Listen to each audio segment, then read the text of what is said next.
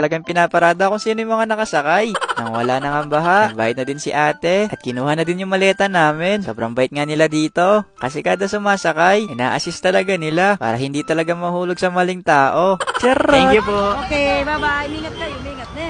Salamat po. Ay. Bye-bye!